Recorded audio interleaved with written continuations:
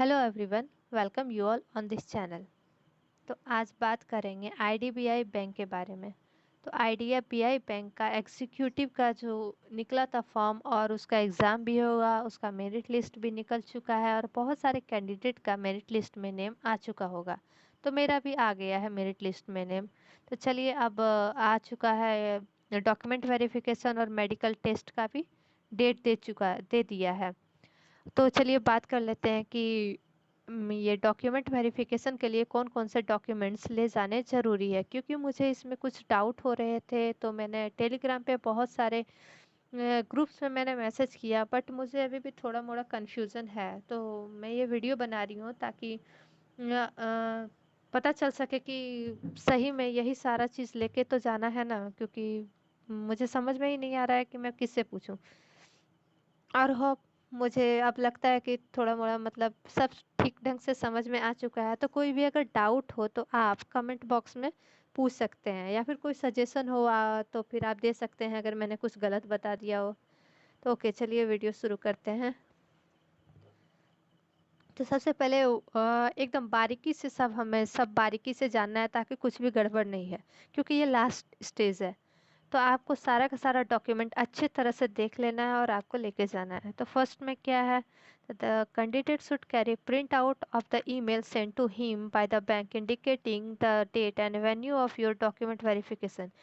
तो जो आपको जो मेल आया है जिसमें कि दिया हुआ है, मेंशन किया हुआ है कि कहाँ पे आपको जाना है और कौन सा डेट को है। जैसे मेरा तो 5 को है और मेरा वेन्यू प्लेस जो है वो पटना है, लेकिन पटना का जो है वो प्लेस चेंज हो गया है। सो एक बार जिनका जिनका भी पटना है तो वो एक बार फिर से मेल चेक कर लीजिएगा।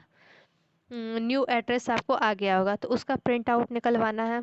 सेकंड में क्या है कि the candidate should bring a self-attested copy as well as original certificate testimonials as listed below।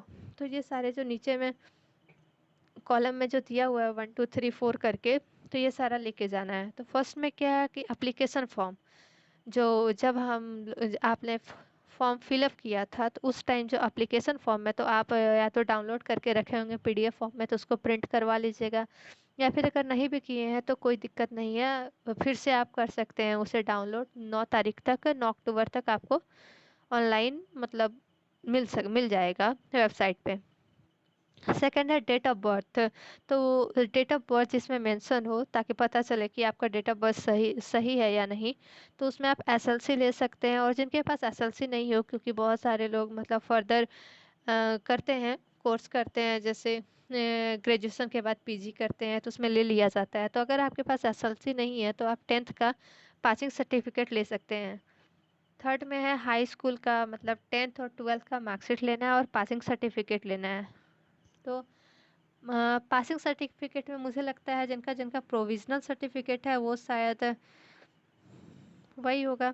आगे है फोर्थ में क्या है, marksheet of all the graduation and post graduation if any as well as degree certificate. तो जो भी आपका graduation का सर्टिफिकेट है, हाँ सर, और ग्रेजुएशन होता है जैसे कि नॉर्मल हम लोग जानते हैं कि 3 ईयर का कोर्स होता है, और किसी कहीं कहीं पर सेमेस्टर वाइज भी होता है। तो अगर आपका सेमेस्टर वाइज है तो सारे सेमेस्टर का लेके जाना है, ये नहीं कि बस फाइनल का लेके, सारे सेमेस्टर वाइज। और जिनका भी ईयरली है, जैसे मेरा ईयरली है, तो फर्स्ट ईयर, सेकेंड ईयर और थर्ड ईयर तीनों का लेके जाना है।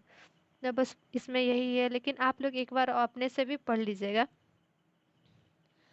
और थर्ड में है caste certificate, EWS certificate, PWD certificate from the competent authority for SC ST OBC PWD candidate belonging to OBC category should bring the latest OBC certificate in original along with attested copy thereof issued by the competent authority on the prescribed form pro forma।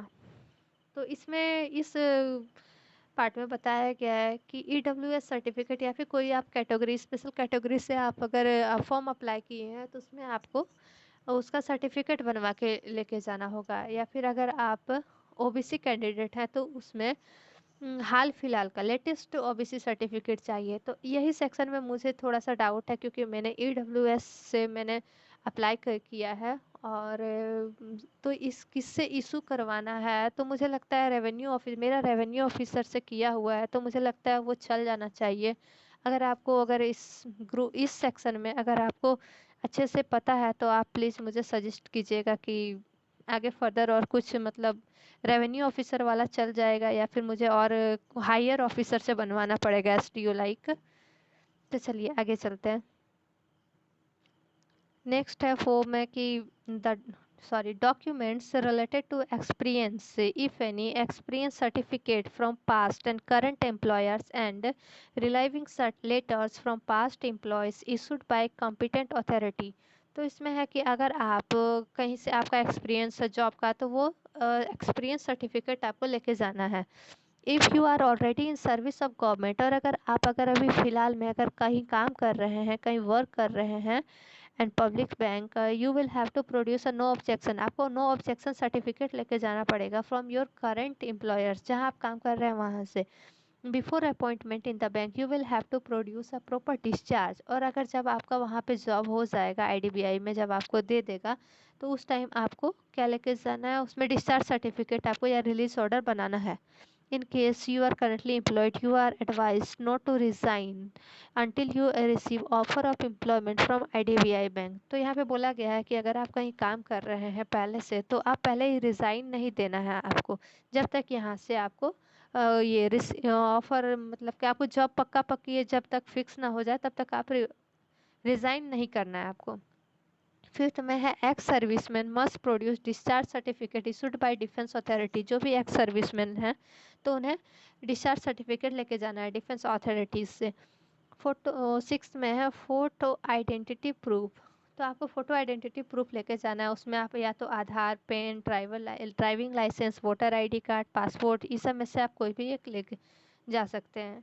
आपके पास जिनके जितने जितने documents हैं आप सब अपने पास ही रखिएगा, may be वहाँ पे कुछ और कुछ लग जाए, तो इसीलिए वहाँ पे सारा लेके चले जाना है आपको, लेकिन जो जो मतलब ज़रूरी है उसको एक फ़ाइल में कंपाइल कर लेना है।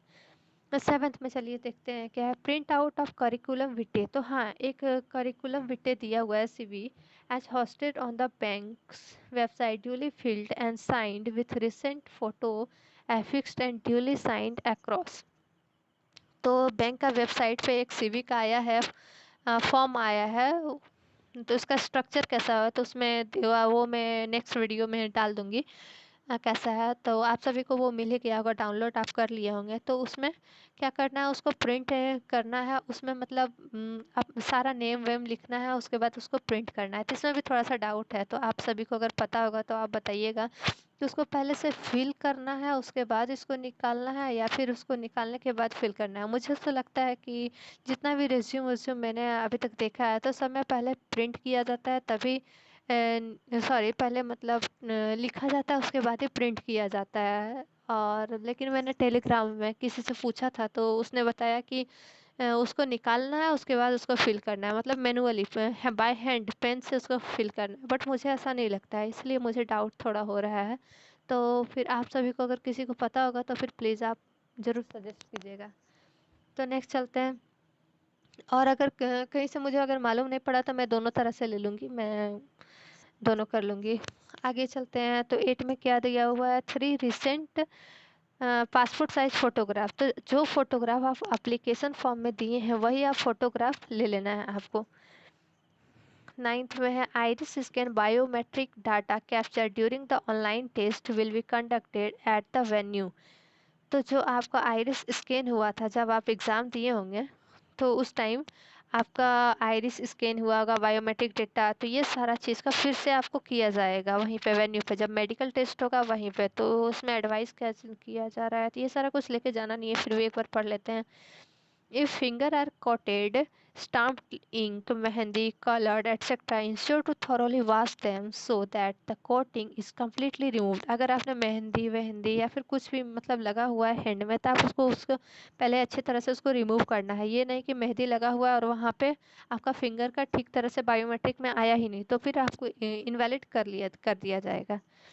As it may result in rendering your ineligible for हाँ वही प्री मेडिकल टेस्ट है, तो उसमें आपको इनएलिजिबल कर दिया जाएगा, तो इसलिए आप अच्छे से मेहंदी वेहंदी नहीं लगा के जाएं। बी में है इफ़ फिंगर्स आर डर्टी और dusty ensure to wash them and dry them before the fingerprint is captured. तो अगर आपका हाथ वाथ गंदा है तो पहले धो लीजिए उसको अच्छे से, ड्राई भी करना है, सी में वही दिया हुआ है। Ensure fingers of both hand are dry, dry होना चाहिए।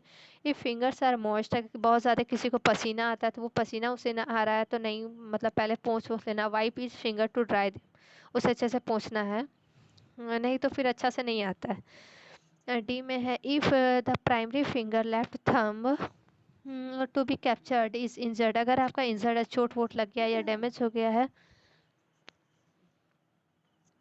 Immediately notify the concern IDBI bank authority eight the venue. तो आप उसी टाइम वहाँ पे आपको अथॉरिटी से आपको मिलना है, वहाँ पे बताना है कि क्या क्या प्रॉब्लम हुआ है। Please note that if the candidate fails to produce even one of the above mentioned document, he she will not be allowed to appear to for the pre-requirement medical test। तो अगर इनमें से किसी भी documents को अगर candidate लाने में अगर सक्षम रहते हैं तो उसे मतलब मेडिकल टेस्ट में उसे नहीं बैठने दिया जाएगा, उसको अपीयर नहीं किया जाएगा। इसीलिए आप अच्छे से एक एक बारीक करके आप देख लीजिएगा डॉक्यूमेंट जाने से पहले, क्योंकि बहुत दूर दूर रहता है। जैसे मेरा तो बहुत ही दूर है, मतलब अगर मैं कोई भूल जाऊँ तो लाना बहुत ही इम्पॉसिबल टाइप से है, इसलिए आप पहले से ही देख लीजिएगा अच्छे से, उसके बाद ही जाइएगा। और लास्ट में इम्पोर्टेंट क्या है देख लेते हैं।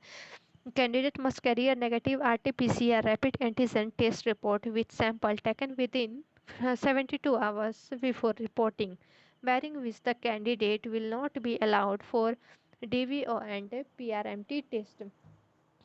तो आपको क्या करना है, एक RT-PCR टेस्ट करवाना है जो कि कोविड से रिलेटेड टेस्ट है। तो आप बस कोई भी गवर्नमेंट हॉस्पिटल या फिर कहीं भी हॉस्पिटल में जाइएगा तो ये तुरंत बना के दे ही देता है। तो बस ये कभी करवा लेना है, अगर ये नहीं करवाइएगा तो आपको नहीं दिया जाएगा, आपको अलाउ ही नहीं किया जाएगा डीवी और पीआरएमटी में, मतलब वही मेडिकल टेस्ट में। तो बस इतना ही है कि ये सारे डॉक्यूमेंट्स लेके जाने हैं। अगर आपको कोई सजेशन देना है तो आप कमेंट बॉक्स में दे सकते हैं, और या फिर कोई भी डाउट हो तो आप कमेंट बॉक्स में पूछ सकते हैं। Thank you, have a nice day.